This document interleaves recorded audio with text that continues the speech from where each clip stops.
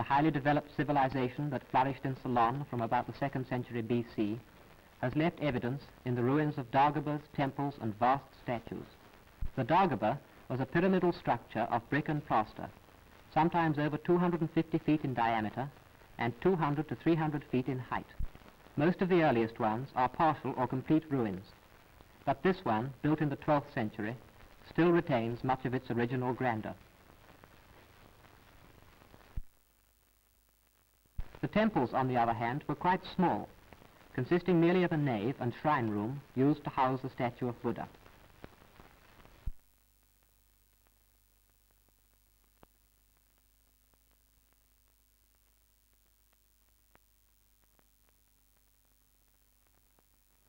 These statues were often over 40 feet high and carved out of the solid rock.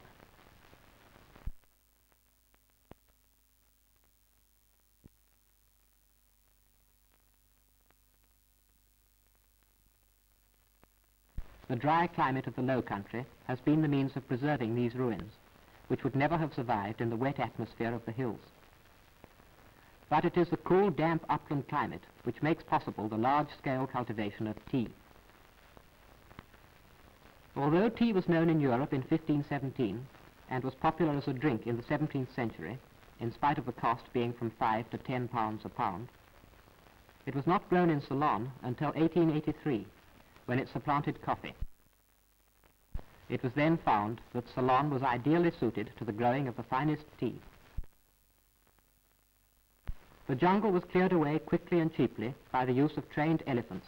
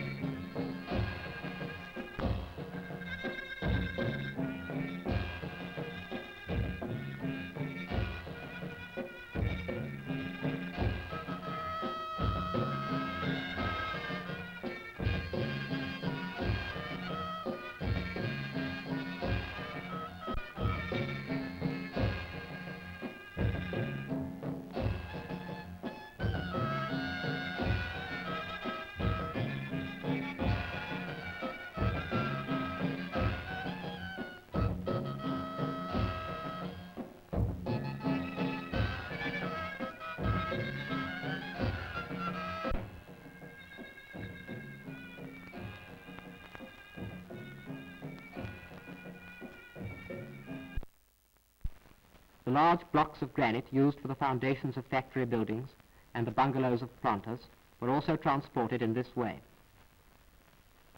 A trained elephant can carry enormous weights in its mouth alone, and owing to its great intelligence is almost more valuable than a mechanical tractor.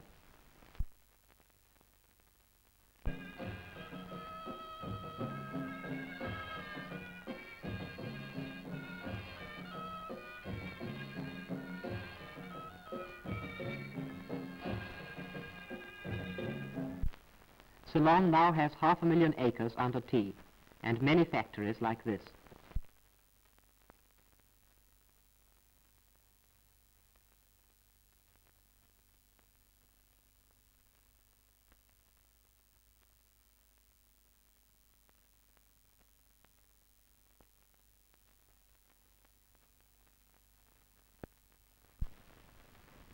Here are tea pluckers filing out for the morning work. They are all Tamils from southern India. Plucking is done largely by the women and older children, while the men work in the factories and do the heavier work of pruning and draining the fields.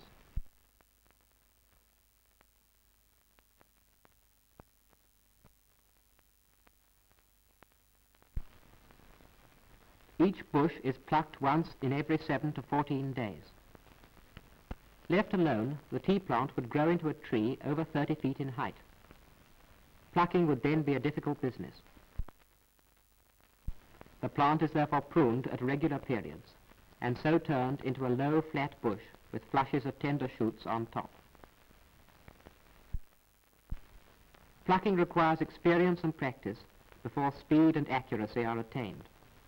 for only the tender bud and its 2 leaves are picked.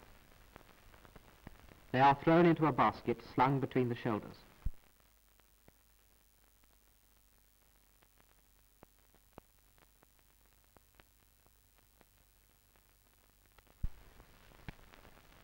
At the end of the day's plucking, the workers are paid according to the weight of the leaf they bring in.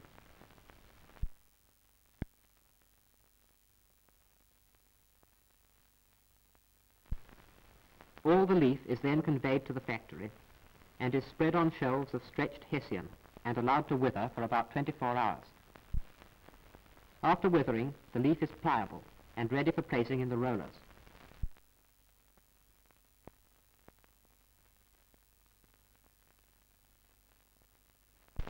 Rolling is a very important process, for by twisting the leaf it breaks up certain cells, thus producing the color, flavor and strength.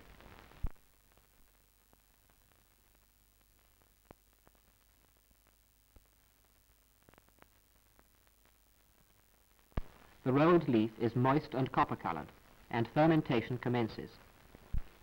This is stopped by drying the leaf on wire-bottomed trays for about half an hour. After drying, the leaf is black. All that is left is to vibrate the leaf in sieves of varying mesh. This machine fills several boxes at once with different qualities of leaf. During manufacture, the leaf loses 3/4 of its weight. Therefore, you need 4 pounds of leaf to produce 1 pound of tea.